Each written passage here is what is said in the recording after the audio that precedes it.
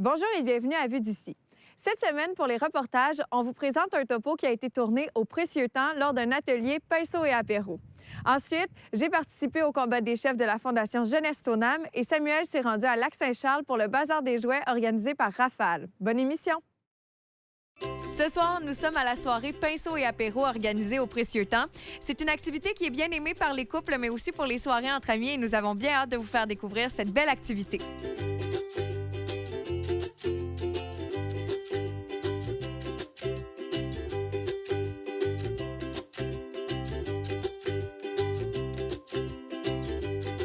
Catherine, ça fait quelques fois qu'on vient te rencontrer au Précieux Temps. Ça évolue de fois en fois. On est rendu où avec ce que tu as créé il y a un peu plus d'1 an? Oui, on a ouvert le 11 octobre 2016, donc on vient de fêter notre premier anniversaire. C'est pourquoi qu'on a du monde ce soir aussi. Là. Il y en a quelques-uns qui ont participé au concours. Ça va super bien, ça se fait de plus en plus connaître. Et puis, on reçoit, là, comme je disais déjà, des CPE, des gens en famille aussi les fins de semaine, beaucoup d'ateliers thématiques aussi. Fait que ça va super bien. Ce soir, on voit pas d'enfants, on voit des amis qui participent à un atelier qui s'appelle Pinceau et apéro. Tu as été inspiré par un atelier que tu as vécu à Miami. Comment ça se passe, cet atelier-là? Est-ce qu'il y a beaucoup de gens qui s'y inscrivent? Oui, c'est assez populaire comme soirée. On prend 12 personnes maximum, donc c'est des petits groupes. C'est ce qu'on vise aussi, des petits groupes pour être plus chaleureux puis plus amical aussi. Donc oui, c'est pour adultes, mais 14 ans et plus, c'est faisable aussi, là, tout dépendant du type de soirée qu'on peut faire. Ça peut être des parties privées aussi. Comme là, ce soir, c'est des gens un peu de partout, des amis qui sont venus pour faire cette soirée-là. Donc, ils apportent leur repas puis ils viennent peindre là, pour la soirée pendant une durée de 2h30. Est-ce qu'il faut savoir peindre pour pouvoir y participer? Là, je sais qu'il y a quelqu'un qui s'occupe d'animer la soirée, mais est-ce qu'il faut avoir une base importante ou on peut venir simplement en amateur puis on va passer un bon moment? On peut venir en amateur. C'est ça qu'on aime aussi, c'est de voir les gens qui savent pas du tout peinturer, qui arrivent ici, puis OK, là, je suis stressée, là, je suis pas capable de peinturer, je sais juste faire des bonhommes, allumettes, puis non, finalement, ils repartent d'ici, puis ils ont leur toile, c'est super magnifique, puis ils sont fiers d'eux autres. Fait que c'est ça que je vise, moi, d'avoir des gens qui savent pas peinturer à la base. Là, le temps des fêtes approche. Des fois, on ne sait pas trop quoi offrir à ceux qu'on aime, mais on pourrait leur offrir un moment. Est-ce que c'est possible d'acheter ou d'offrir un cadeau au Précieux Temps? Oui, effectivement, on peut prendre un certificat cadeau ici. Ça peut être sous forme aussi d'objets dans un petit sac cadeau aussi. On a même des parties privées qu'on organise, là, comme le 7 décembre prochain. On a une soirée réseautage. Donc, les travailleurs autonomes, les entrepreneurs sont invités à venir réseauter ici. Puis, on fait un atelier, pas nécessairement pinceau apéro, mais c'est un peu un atelier artistique aussi, où est-ce qu'il va y avoir un buffet froid, puis un petit verre de mousseux, d'une gracieuseté d'ici aussi là, qui va être offert. Si jamais on veut des informations, vous suivre, c'est sur Facebook. Vous avez aussi un site Internet? Oui, Facebook, puis on a un site Internet au précieuxtemps.com. Bien, merci beaucoup, Catherine. Puis c'est vraiment le fun de vous voir évoluer comme ça. Merci beaucoup.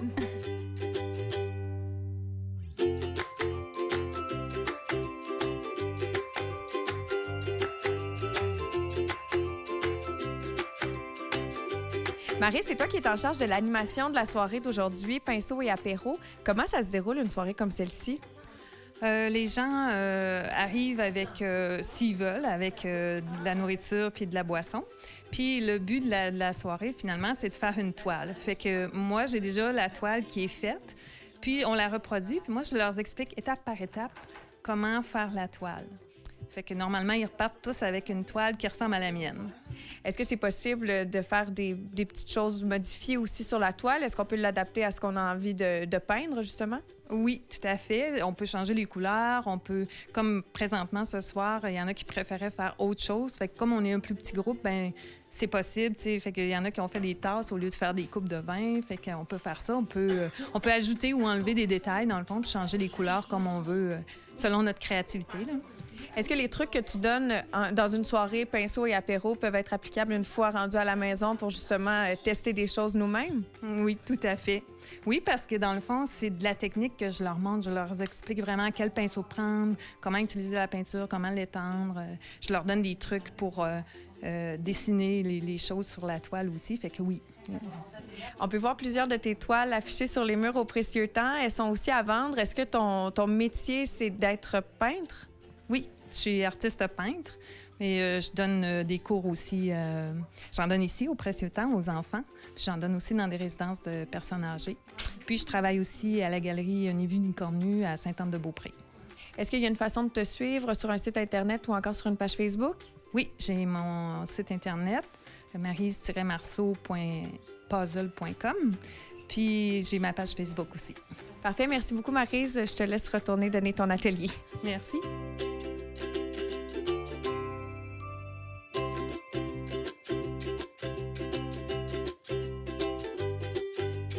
Josiane, ce soir, tu participes à Pinceau et Apéro parce que tu as gagné un concours, mais il faut dire que tu avais déjà participé à des ateliers au Précieux Temps avec tes enfants. Comment tu trouves l'endroit? C'est vraiment super accueillant. Catherine est vraiment gentille. Les enfants, quand on est venus ici, ont pris le temps de bricoler, de choisir leur char rose. Ils étaient vraiment fiers de rapporter leurs œuvres à la maison. Et en bonus, ma maison était propre. Donc, c'est vraiment l'avantage de venir ici. Puis j'ai déjà venu, donc c'est vraiment proche de la maison. Vraiment un beau coin à découvrir. On a peut-être l'impression justement que c'est des activités qui sont offertes plus pour les enfants, pour les familles. Là, de venir ici avec une amie, comment ça te fait sentir? C'est vraiment agréable. Puis je me dis, ça ferait une belle occasion de venir avec une grosse gang d'amis, avec plus de monde. Puis découvrir ça aussi pour les adultes, c'est de profiter du temps pour nous autres aussi. Puis nous, on est capable de peinturer puis bricoler des choses. Ce soir aussi, vous en avez profité. Bouteille de vin, sushi, est-ce que ça rend l'expérience encore plus agréable? Ben oui, c'est sûr, c'est certain. Mais venir le matin aussi, j'imagine, avec un café, un petit bas de laine, tu sais, vous peinturer aussi, relax, ça doit être vraiment agréable aussi. Comment tu trouves les conseils aussi? Est-ce que ça t'aide à peaufiner ton art? Oui, le professeur est très utile parce que j'ai aucun talent en peinture, donc on a réussi à faire une œuvre quand même acceptable, puis il donne des conseils qu'on va pouvoir utiliser plus tard là, à la maison ou pour revenir ici une autre fois. Ce que j'ai noté aussi, Catherine vous a parlé au début de la soirée, vous a dit on enlève les mots je suis pas bonne, je suis pas capable. Est-ce que ça aide un peu à se sentir mieux puis de regarder les gens autour qui eux aussi s'amusent? Est-ce que ça rend ça encore plus le fun? Oui, on se sent un peu comme tout le monde. En fait, on sait qu'on n'est pas des artistes de renom, mais qu'on est capable de s'amuser quand même et de passer une belle soirée. Là, c'est vraiment, je pense, c'est vraiment l'essence de tout ça, c'est vraiment de passer une belle soirée en bonne compagnie. Est-ce que ce serait possible de te revoir ici avec des amis prochainement? Vraiment, j'aimerais ça. Vous reviendrez. On va sûrement être ici encore. Merci beaucoup, Josiane. Bonne soirée. Merci, toi aussi.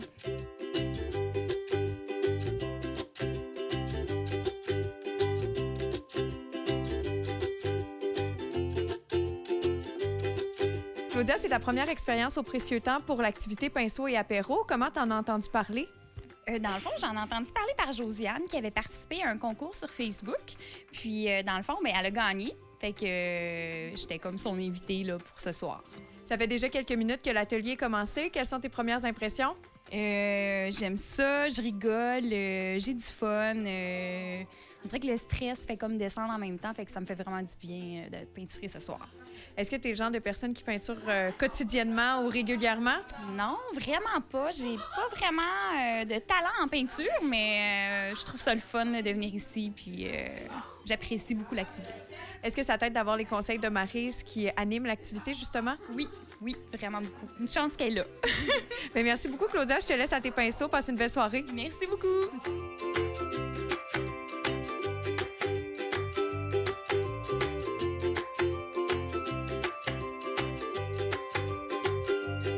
L'activité Pinceau et Apéro dure en moyenne 2h30 minutes et si vous avez envie de vous y inscrire, surveillez la page Facebook d'Au Précieux Temps. C'est la même chose pour toutes les activités qui sauront plaire aux tout-petits comme aux grands.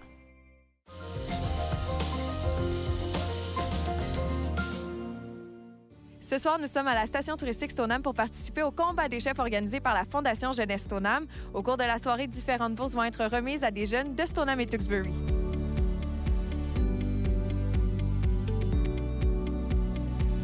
Pouvez-vous nous parler un peu de ce que vous préparez puis de ce qu'il va y avoir ce soir?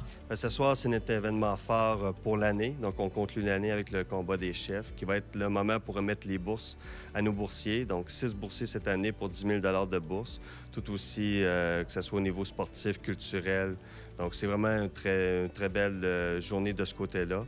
Il va y avoir 3 chefs, donc M. Éric Jolicoeur du Cégep Limoilou, M. Freddy Bouchard de la Sousse à Stoneham et M. Louis-Antoine Gagné de la Ferme des Cantons. Et ensuite, nous allons avoir le petit dessert qui est de chocolat et praline. Donc, ça va être vraiment une très belle soirée. Vous réservez aussi une surprise aux gens ce soir, une participante de La Voix qui va venir faire une chanson. Oui, ça, c'était vraiment un petit coup de maître de Sophie, donc ma conjointe qui est en contact avec l'école. Elle a réussi à contacter le père de Mia Lessard qui va venir faire une petite chanson ici, donc on est très heureuse de l'avoir. Pouvez-vous nous parler un peu du processus de préparation d'une soirée comme celle-ci? Ça fait plusieurs mois que vous y travaillez. Oui, ça fait plusieurs mois qu'on y travaille. C'est beaucoup de préparation au niveau de la publicité, de trouver les chefs, après ça, de trouver l'endroit versus le setup qu'on va pouvoir présenter. Donc, on est à la dernière heure avant l'événement, donc c'est sûr et certain que le stress est à son comble, mais dès que ça va être parti, tout va bien se dérouler. Comment ça se passe pour la Fondation Jeunesse Stoneham jusqu'à maintenant? Est-ce que vous avez des activités qui s'en viennent? Êtes-vous toujours à la recherche de financement? Toujours à la recherche de financement. C'est sûr qu'on a un gros questionnement au niveau de les normes des fondations, des mouvements d'entraide ici. À Stoneham, on est une petite communauté. Il y a beaucoup d'organismes. Ça, c'est une problématique que j'ai soulevée au niveau de la municipalité, de dire que ça serait peut-être bien qu'on se parle ensemble. Si on se posait de faire un événement pour ça, pour nous regrouper et voir un peu si on ne pourrait pas s'aider. Parce qu'on est en train de se diviser une tarte, puis la tarte ne grossit pas plus. Donc, au bout, si on veut pouvoir amener puis redonner à la communauté, que ce soit aux jeunes, que ce soit aux aînés, que ce soit peu importe à qui, je pense qu'il va y avoir de l'entraide qui va être nécessaire de ce côté-là. Dans un événement comme ce soir aussi, l'entraide est bien importante. Qui sont les employés? Qui sont les gens qui vont servir aux tables, servir l'apéro et tout ça? Donc, on a une très grosse équipe cette année. C'était un coup de maître de ma conjointe Sophie Letourneau, qui est aussi vice-présidente de la Fondation. C'est elle qui s'est occupée au niveau du bénévolat. On a vraiment une grande... des jeunes qui viennent faire du bénévolat du Mont-Saint-Sacrement. On a aussi beaucoup du monde de l'externe qui sont portés volontaires pour venir nous aider. Donc, c'est très apprécié. Ça va vraiment mieux aller de ce côté-là pour ce soir. Et si on regarde pour l'avenir, est-ce que vous pensez que l'événement va être de retour l'année prochaine ou vous devez regarder justement la structure de la Fondation et peut-être l'alliage entre d'autres? Bien, l'événement, je voudrais qu'elle revienne parce que c'est vraiment notre événement pour remettre puis présenter les boursiers. Donc, pour moi, c'est vraiment primordial que cet événement-là soit là. Peut-être tous les autres événements qu'on a fait, parce qu'on a quand même fait 1, 2, 3, 4, 5 événements cette année. Donc, ça fait peut-être beaucoup. On revient souvent, donc peut-être à trouver des partenariats. Cette année, on avait un partenariat avec le Défi, la Trail du Grand-Duc. On était l'organisme partenaire. On a eu aussi avec le Walk au Thon, qui est un CrossFit qui avait organisé ça en début de l'été. Donc, c'est le genre de partenariat-là qu'il faut aller rechercher puis trouver. Bien, je vous souhaite vraiment bonne chance puis bonne soirée aussi. Merci beaucoup de votre temps. Bien, un gros merci à toi.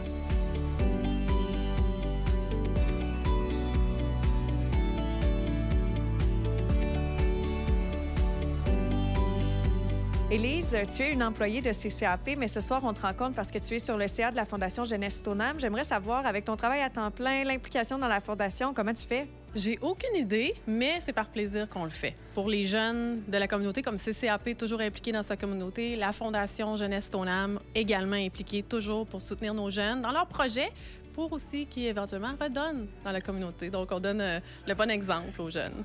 La Fondation Jeunesse Stoneham, c'est quoi précisément? Qu'est-ce que ça fait comme action sur le territoire? Mais en fait, on veut supporter et soutenir les jeunes qui ont des projets personnels, des petits passionnés, pour leur offrir une petite aide financière pour pouvoir accomplir leurs projets. Donc, ça peut être des sportifs, ça peut être des artistes, ça peut être... en fait, il y a plein de passion dans la vie. Donc, c'est ça. Nous, ce qu'on fait, c'est qu'on fait des activités pour ramasser le plus de fonds possible. On va aussi aller chercher des commandites auprès des gros joueurs du secteur pour pouvoir justement leur permettre de développer et d'accomplir leurs rêves et de redonner par la suite, là, justement, dans leur secteur puis auprès des autres jeunes. Ce soir, les gens vont d'ailleurs devoir voter pour les 3 chefs pour élire celui qui va avoir présenté la meilleure chose. Sur quels critères on se base? Le goût, l'originalité, la présentation. Mais en fait, je vais vous avouer que les 3 chefs sont tous gagnants parce que j'ai vu leur menu. Ça va être fantastique. Si on veut plus d'informations sur les événements à venir, sur la Fondation Jeunesse Stoneham ou encore vous soutenir d'une certaine façon, comment on fait pour vous suivre? L'idéal, c'est par Facebook. C'est là qu'on va afficher nos événements. C'est là qu'on va justement souligner les différents boursiers. Et puis, c'est ce que je suggère fortement là, pour nous suivre. Merci beaucoup, Élise. Bon succès. Merci. Gabrielle, l'année dernière, tu étais au combat des chefs, mais à titre de boursier. Cette année, tu t'impliques à titre de bénévole. Explique-moi, l'année dernière, la Fondation Jeunesse Stoneham t'a remis une bourse pour quelle raison? Ils m'ont remis une bourse pour ma saison de ski parce que j'ai commencé ici à Stoneham. Puis là, je suis rendu sur l'équipe du Québec. L'année passée, j'étais dans ce Québec, puis ça coûte beaucoup d'argent. Puis on aime ça avoir l'aide de partout. Fait qu'on leur demandait une bourse, puis ils l'ont donnée.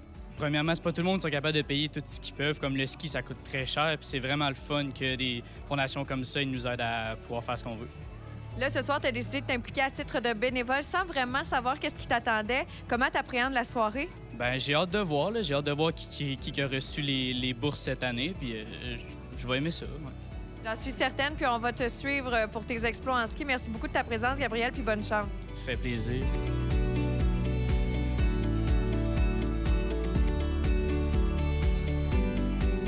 Dans le fond, le combat des chefs, c'est une activité de financement qui est organisée par la Fondation Jeunesse. La Fondation Jeunesse, j'avais mis ça sur pied il y a peut-être 4-5 ans là, dans le but de venir en aide aux jeunes. Et puis comme j'organisais déjà des événements gastronomiques, bien, c'était facile pour moi d'organiser le combat des chefs. Et puis là, ils ont eu un petit problème de chef à la dernière minute, ils m'ont demandé de jouer au chef. Je suis pas chef du tout, mais je trouve ça drôle quand même d'être là ce soir pour les aider. Parlez-moi un peu du menu que vous allez présenter. Aujourd'hui, on a un menu un peu particulier autour du canard. Je savais que Louis-Antoine est un très bon producteur de canard et entre autres de foie gras. Donc, je suis allé le voir cette semaine pour lui demander justement des produits de son cru. Donc, on a en entrée une première partie plutôt d'acide. Dans l'assiette, il va y avoir un magret de canard fumé avec tomates confites et fromage de chèvre aux herbes et asperges mi-cuites. Il va y avoir avec ça un vermentier de canard avec l'effiloché de confit de canard avec une échalote, oignon et champignons avec une purée de pommes de terre à la truffe sur le dessus. Et il va y avoir après ça, comme troisième item dans l'assiette, une panna cotta de foie gras de canard avec une nougatine de pistache et des petits croûtons de pain d'épices pour aller avec ça. Nous, on a décidé de servir un tartare de bœuf façon cheeseburger sur un cornichon frit. On a un flanc de porc braisé laqué au sirop d'érable de la Beauce. Puis, on a un œuf de caille poché, frit, un peu façon Scottish Eggs, dans son nid. Donc, on a des petites boulettes de veau brassicole qu'on élève avec les résidus de brasserie de la souche qu'on élève à la ferme. On a un petit effiloché de chevreau aussi. Puis, on a fait des petits pogos là, de canard, là, comme on sert l'été au marché public. Vous êtes aussi accompagné d'un étudiant. Oui. Ça allait de soi, j'imagine? Oui, mais c'est important pour moi d'avoir des étudiants qui participent à des activités comme ça pour justement leur donner la chance d'avoir des expériences supplémentaires. Donc, il est venu donner un coup de main aujourd'hui pour la mise en place, puis en même temps ce soir. Puis on va finir ça à la souche. Je vais aller voir justement la relève là-bas qui est déjà présente en ce moment, qui nous attend, parce que sa blonde est là-bas.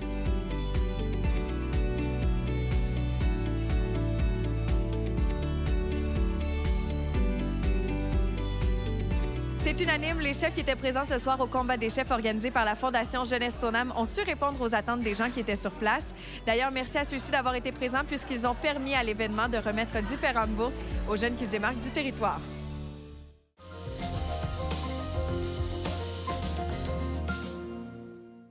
Aujourd'hui, nous assistons au bazar de jouets organisé par Rafale. Il va y avoir à l'intérieur beaucoup d'acheteurs, de vendeurs, bref, des familles qui veulent échanger entre eux. On parle d'échange de jouets, bien sûr. Allons voir tout ce beau monde-là à l'intérieur.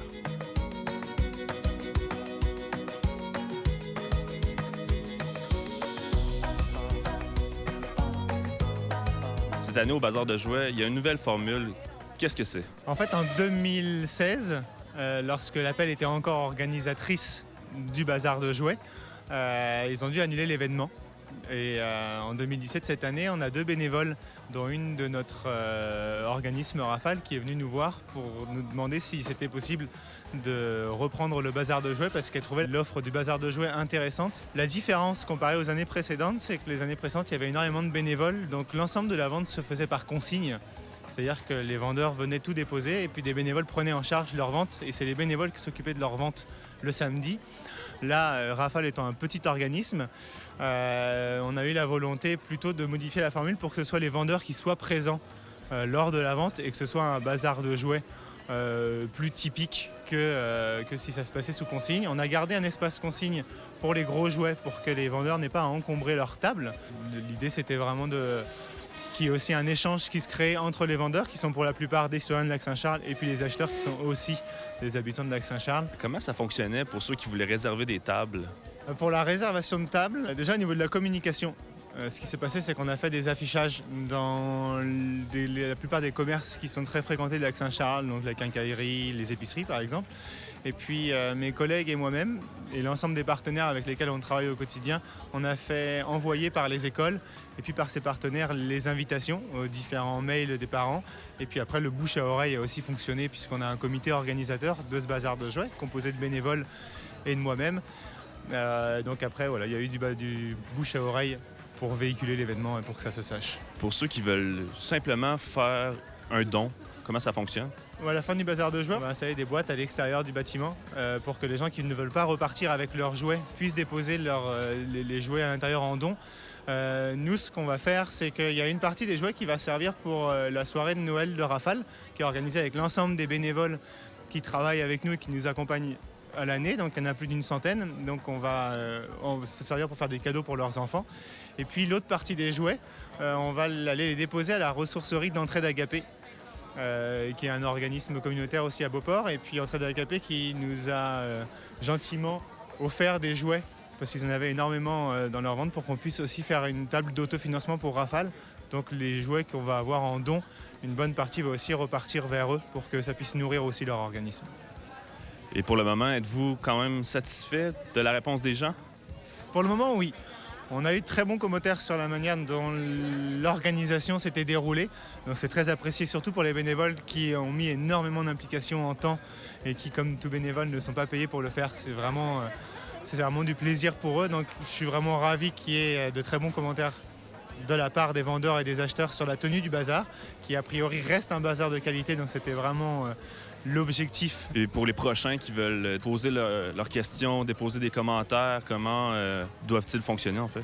La meilleure manière, c'est de joindre l'organisme Rafale, donc Nancy Desharnais, qui est la coordinatrice de l'organisme, ou moi-même, Erwan. On a un site web, organisme Rafale, et puis après sur Facebook, autrement par téléphone. À quel numéro peut-on vous rejoindre? Rafale est joignable au 88 316 52 11, autrement par mail à tmilieu, tmilieu.rafale, rafal, @gmail.com, qui est mon adresse mail professionnelle.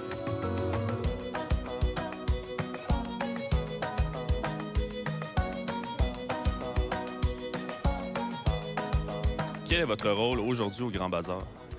Mon rôle à moi ce matin, avant l'arrivée des acheteurs, c'était de voir est-ce que les vendeurs finissent de s'installer, est-ce que la vente se fasse à 9 heures, voir que personne ne manque de rien, offrir un petit café aux vendeurs qui arrivent. Et puis à 9 heures, quand les acheteurs vont arriver, là, moi, je prends le relais à la table de Rafale, qui on va faire des ventes de jouets pour aller en don à l'organisme. Là. Ça va être ça ma tâche, moi, ce matin. Là.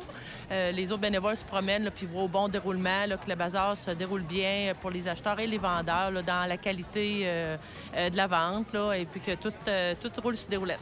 Bien, je pense que pour les familles qui n'ont pas beaucoup d'argent, puis même pour ceux qui en ont, pour inculquer des bonnes valeurs aux enfants, dans le sens où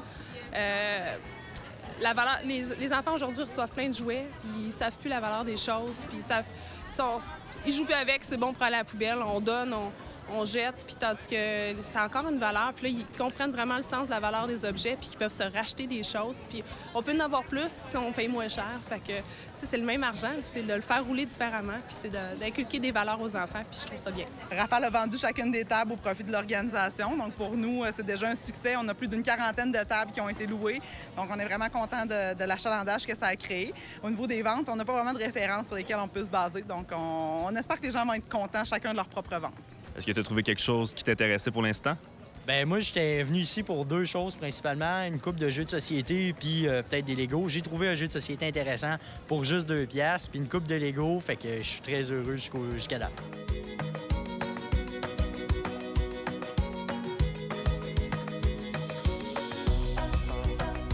Aujourd'hui, tu es vendeur ou acheteur? Vendeur et acheteur. Je me suis acheté une chose. Aujourd'hui, je me suis acheté un petit paquet de Lego. On vend beaucoup d'argent, puis des cartes de Pokémon. Ah oui, c'est encore populaire, les cartes de Pokémon? Populaire. À mon école, c'est populaire. Il y a juste ça. Mais moi je trippe plus là-dessus. Je trippe plus sur les Lego. Qu'est-ce que tu as fait hier et aujourd'hui pour aider les gens? Hier, ce que j'ai fait, on a transporté des boîtes. On les a aidés à les ramener à leur table. Puis aujourd'hui, quand la plupart des gens vont avoir fini d'acheter puis ils vont avoir beaucoup de boîtes, je vais faire la même affaire, mais à l'inverse. Là. On a eu plusieurs ventes, même si on n'a pas une table qui déborde. Quand même, les enfants ils ont fait un gros travail. Ils ont tous décoré la table pour que ce soit beau et évitant et qu'on voit un petit peu tous les jouets qu'on a. D'ailleurs, la vente est au profit des enfants, donc c'est eux qui ont tout préparé, les jouets, lavé, nettoyé. Ça fait 1 mois qu'ils préparent leur bazar. Là, il y avait vraiment hâte.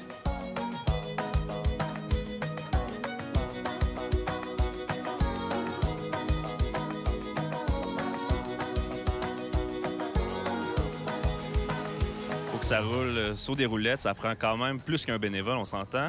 Vous êtes combien environ? Exactement. Je te dirais que ce matin, là, on a même genre de petite réunion d'arrivée. On était à peu près une dizaine. Là. Parmi les commentaires que j'ai reçus, on me dit que c'est quasiment le dernier bazar de la saison parce qu'il y en a beaucoup qui se passent pendant l'été.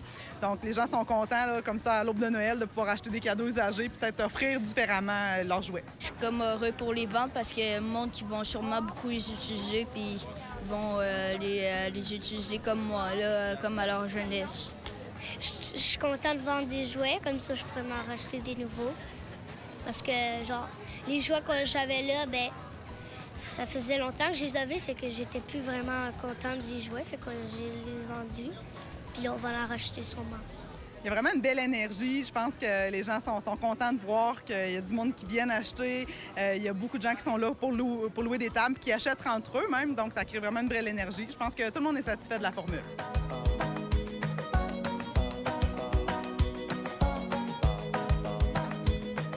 Avoir les étoiles dans les yeux des enfants, on peut déjà dire que l'événement est une réussite.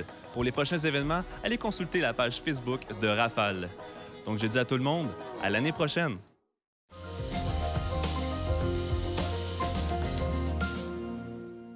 Merci d'avoir été à l'écoute de l'émission encore une fois cette semaine. Pour la regarder à nouveau, rendez-vous au www.ccap.tv ou encore via notre page Facebook. Il est possible pour vous de regarder toutes les autres émissions en vous rendant sur la plateforme CCAP Go. On se dit à très bientôt pour 3 nouveaux reportages de Vue d'ici.